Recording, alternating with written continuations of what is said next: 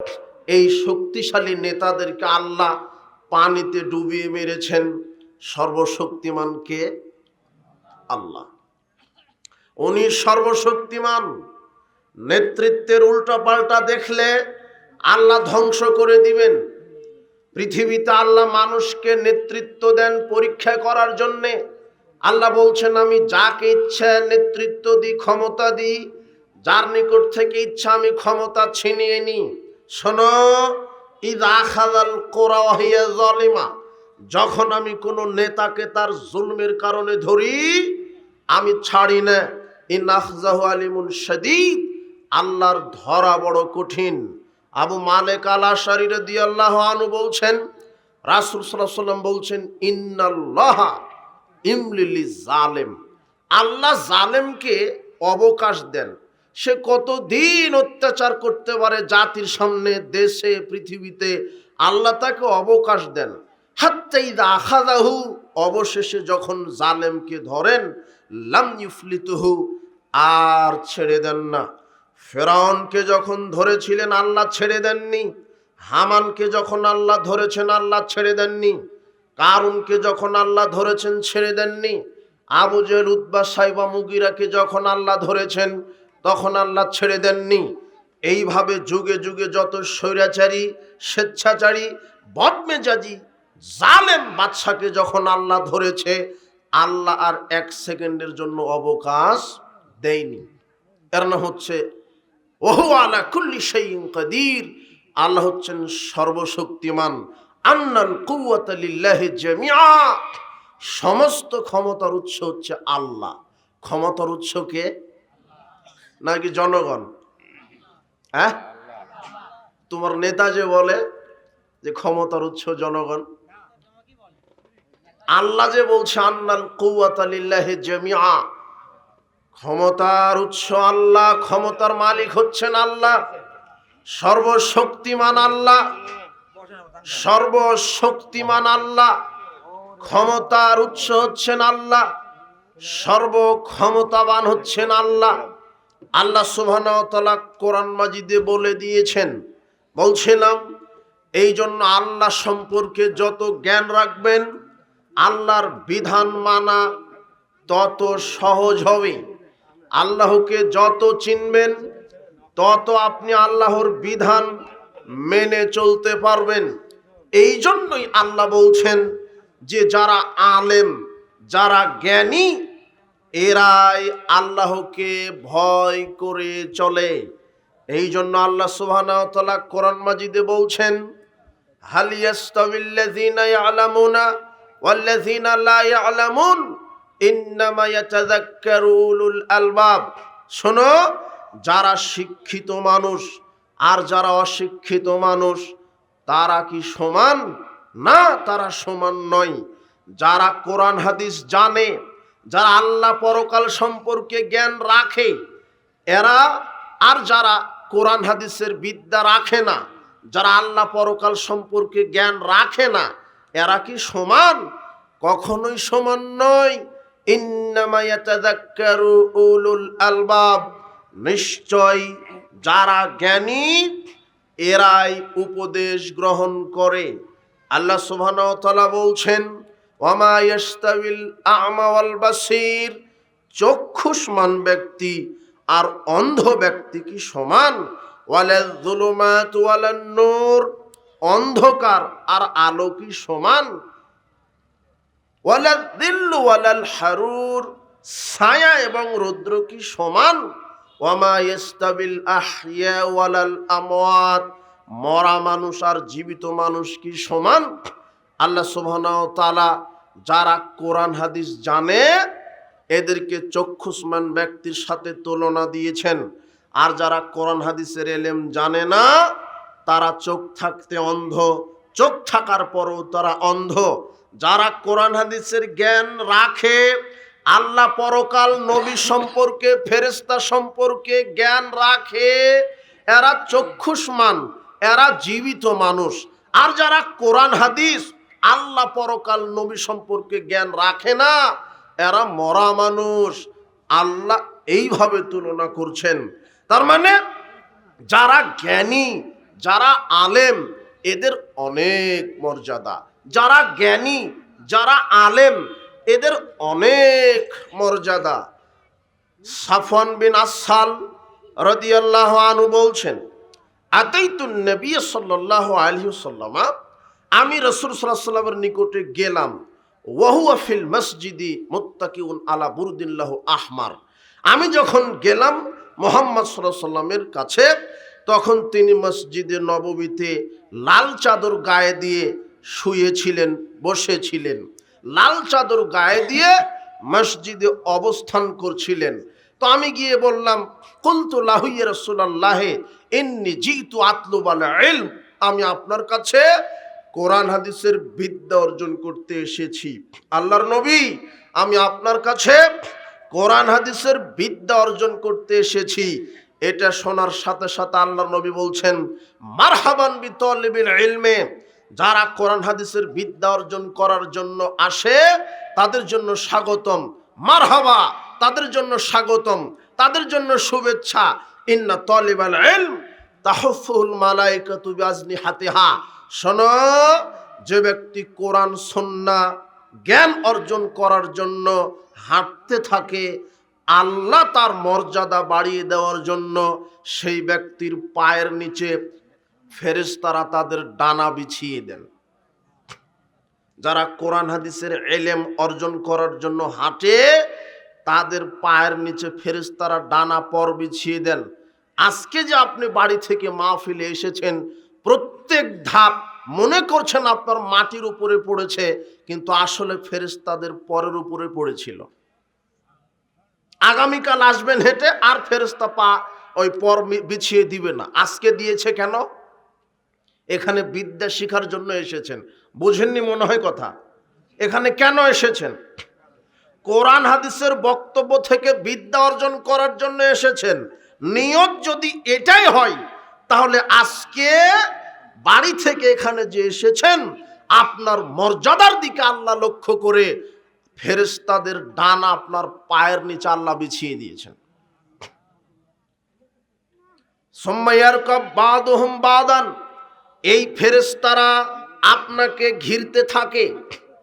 হাত্তা ইয়াবলুগুস সামাদ দুনিয়া মিন মাহাব্বাতিহিম লিমা ইয়াতলুব, আপনাকে নিয়ে ঘিরতে ঘিরতে ঘিরতে এক ফেরেশতার কাঁধের উপর আরেক ফেরেশতা, আরেক ফেরেশতার উপর আরেক ফেরেশতা, এইভাবে উঠতে উঠতে আপনার মর্যাদাকে লক্ষ্য করে আল্লাহ প্রথম আকাশ পর্যন্ত ফেরেশতাদেরকে ঢেলে সাজিয়ে দেন।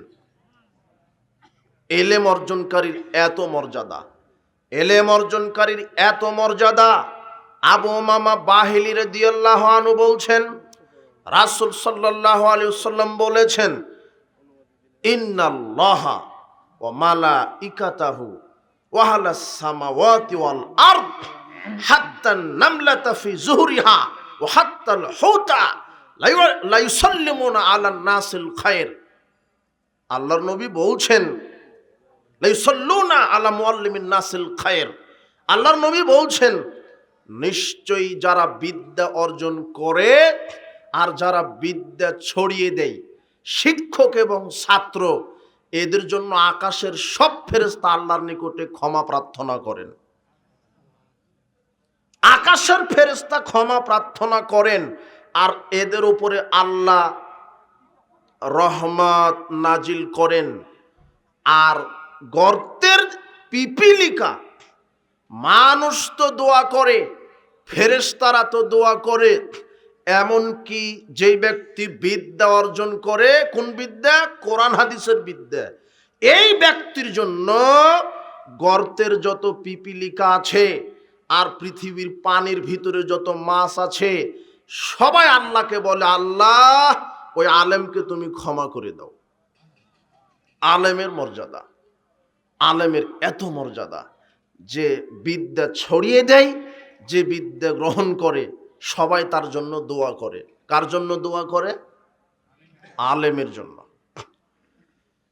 তাবি বিদ্যান কাসির ইবনে কায়েস রাহিমাহুল্লাহ তিনি বলছেন, কুনতু জালিসান মা আবু দারদা ফি মসজিদে দামাশকিন, আমি একদা আবু দারদা রাদিয়াল্লাহু আনহুর সাথে মসজিদে দামাশকে বসেছিলাম। ফাজাহু রাজুলুন, এক ব্যক্তি চলে আসলো মসজিদে দেমাশকে, এসে বলছেন ইয়া আবু দারদায়ে ইন্নী জিতুকা মিন মাদিনাতি রাসূল, হে আবু দারদা, আমি রাসূলের শহর মদিনা থেকে মসজিদে দামেশকে সিরিয়ায় এসেছি। মা জিতুলি হাজাতিন, শুধু বিদ্যা অর্জন করার জন্যে, অন্য কোনো স্বার্থে নয়, শুধু কোরআন হাদিসের বিদ্যা অর্জন করব, এই জন্য আমি পায়ে হেঁটে এসেছি মদিনা থেকে সিরিয়ায়। 1.5 মাসের পথ। কত মাসের পথ?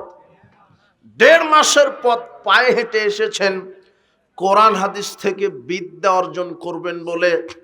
আবু দারদার কাছে, রসুলের একজন সাহাবী আবু দারদা, এই সাহাবীর কাছে একজন সাধারণ মানুষ শুধু কোরআন হাদিস থেকে বিদ্যা অর্জন করবেন বলে 1.5 মাসের পথ পায়ে হেঁটে এসেছে।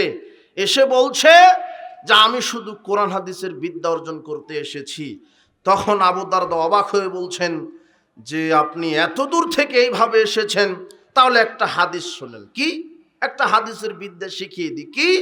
আমি মুহাম্মদ সাল্লাল্লাহু আলাইহি সাল্লামকে বলতে শুনেছি যে মান সালাকা ইলমান, মান সালাকা ইয়াতলুবু, যে ব্যক্তি বিদ্যা অর্জন করার জন্য রাস্তা অবলম্বন করলো, মান সালাকা তারিকান ইয়াতলুবু ফিহি ইলমান, যে ব্যক্তি বিদ্যা অর্জন করার জন্য কোরআন হাদিস জানার জন্য রাস্তা দিয়ে পথ অবলম্বন করলো, সালাকাল্লাহু বি তরিকাম মিন তুরুকিল জান্নাত, আল্লাহ ওই ব্যক্তিকে জান্নাতের অনেক পথের মধ্য থেকে একটি জান্নাতের পথে তাকে প্রবেশ করিয়ে দেন, সে জান্নাতের পথে চলে যায়।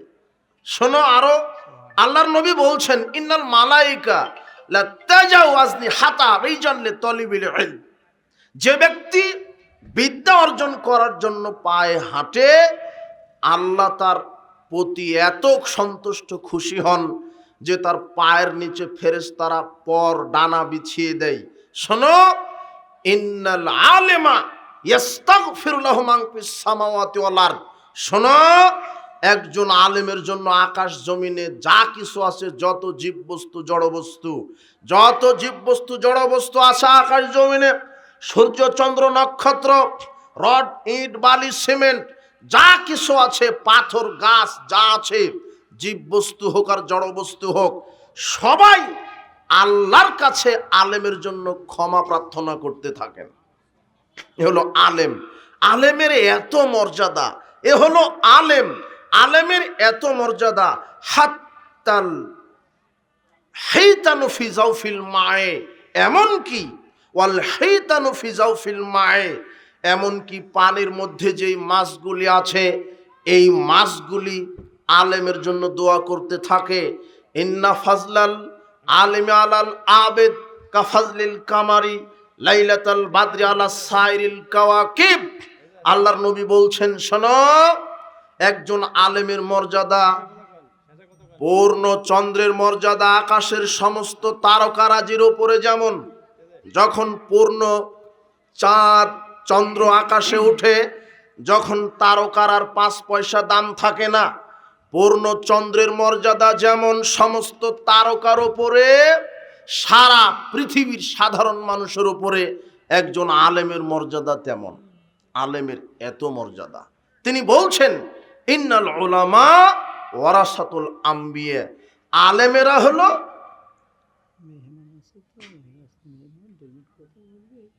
আমার কথা বলার পরে মেহমান কথা বলবে, এতে থাকলে থাক, না হলে চলে যান, আপনি থামেন। মেহমান আসুক, আমার বক্তব্য তাকে শুনতে হবে, আমার বক্তব্য শুনবে এখানে মেহমান, উনি তো এখানকার মেহমান, কাজে এখানে এসে আমার বক্তব্য শুনবে, এরপরে আমি ওনার বক্তব্য শুনব। একটু ধৈর্য ধরেন। আল্লাহর নবী বলছেন, আল্লাহর নবী কি বলছেন? আলেমেরা হলো নবীদের উত্তরসূরি, আলেমেরা হলো নবীদের উত্তরসূরি। ইন্নাল আলেমা লাম ইওয়ারিসু দিনারান ওয়ালা দিরহামান, আলেম নবীগণের কোনো টাকা পয়সার উত্তরাধিকারী করে না। আলেম নবীগণের কোনো টাকা পয়সার উত্তরাধিকারী করে না। ইন্নাম ওয়ারাসুল ইলমা, বিদ্যার উত্তরাধিকারী করে গেছেন, বিদ্যার উত্তরাধিকারী করে গেছেন। আলেমেরা নবীদের নিকট থেকে বিদ্যা পেয়েছেন উত্তরাধিকারী সূত্রে। এই জন্য আলেম বিদ্যার সাথে মুনাফিকি করবে না। নবীদের যে আদর্শ বৈশিষ্ট্য, আলেমকে নবীদের আদর্শ বৈশিষ্ট্যের উপরে থাকতে হবে। এরপরে জাতির সামনে সে আদর্শ বৈশিষ্ট্য তাকে প্রচার করে দিতে হবে। উপস্থিত বৈঠকের মুসলিম দিনী ভাই বোন, আলেমের অনেক মর্যাদা। একটু লক্ষ্য করেন, সুয়াল্লাহ রাসূলুল্লাহ সাল্লাল্লাহু আলাইহি ওয়াসাল্লাম রাজুলাইনে কানাফি বানি ইসরাইল। শোনেন, এই দিকে শোনেন। দুজন ব্যক্তি সম্পর্কে আল্লাহর নবীকে জিজ্ঞাসা করা হলো। দুজন ব্যক্তি সম্পর্কে আল্লাহর নবীকে জিজ্ঞাসা করা হলো। বানি ইসরায়েলের দুইজন ব্যক্তি ছিল। আহাদুহুমা কানা আলেমান, তার দুইজনের মধ্যে একজন ছিল আলেম। দুইজনের মধ্যে একজন ছিল আলেম। ইউসাল্লিল মাকতুবা, সে শুধু ফরজ সালাত আদায় করত। সুম্মা ইয়াজলিসু ফায়ুআল্লিমুন নাসুল খায়র, এরপরে মানুষকে দিন শিক্ষা দিত। আল্লাহ পরকালের জ্ঞান, তাওহীদের জ্ঞান, রিসালাতের জ্ঞান, পরকালের জ্ঞান, জান্নাত জাহান্নামের জ্ঞান শিক্ষা দিত। আল্লাহর নবীর কাছে জিজ্ঞাসা করা হলো, আল্লাহর নবী, বানি ইসরায়েলের দুইজন লোক ছিল, একজন ছিল আলেম, ওই আলেম শুধু ফরজ সালাত আদায় করত আর মানুষকে দ্বীনের শিক্ষা দিত। ওয়াল আখার আল্লাযী ইয়াসুমুন নাহার ওয়া ইয়াকুমুল লাইল, আর দ্বিতীয় ব্যক্তি শুধু দিনে সিয়াম রাখত, রাতে সালাত আদায় করত। আইয়ুহুমা আফদাল, বলেন তো দুইজনের মধ্যে শ্রেষ্ঠকে? বলেন তো দুইজনের মধ্যে শ্রেষ্ঠকে? তখন আল্লাহর নবী বলছেন, ফাজলু হাদাল আলেম আল্লাযী ইউসাল্লিল মাকতুবা সুম্মা ইয়াজলিসু ফাআল্লিমুন নাসুল খায়র আলাল আবিদ আল্লাযী ইয়াসুমুন নাহার ইয়াকুমুল লাইল। শোনো, দুইজনের মধ্যে শ্রেষ্ঠ হলো ওই ব্যক্তি, ওই আলেম, যেই আলেম নিজে শুধু ফরজ সালাত আদায় করে, এরপরে মানুষকে দ্বীনের জ্ঞান শিক্ষা দেয়। ওই ব্যক্তির চেয়ে আলেমের মর্যাদা বেশি। কোন ব্যক্তি? যে শুধু ইবাদত করে বেড়ায়, দিন রাত সালাত সিয়াম আদায় করে, কিন্তু মানুষকে দ্বীনের শিক্ষা দেয় না। এই ব্যক্তির চেয়ে ওই আলেমের মর্যাদা বেশি। শোনো সাহাবীগণ, কেমন মর্যাদা বেশি আলেমের? কাফাজলি আলা আদনাকুম, তোমাদের উপরে আমি মুহাম্মদ সাল্লাল্লাহু আলাইহি সাল্লাম নবী হিসেবে যেমন মর্যাদা, সারা পৃথিবীর সাধারণ মানুষের উপরে আলেমের তেমন মর্যাদা। সাহাবীদের নিকটে নবীর যেমন মর্যাদা, সাধারণ মানুষের উপরে আলেমের তেমন মর্যাদা। এই জন্য আলেম হতে হবে, ছেলে মেয়েকে আলেম আলেমা হাফেজ হাফেজা বানাতে হবে।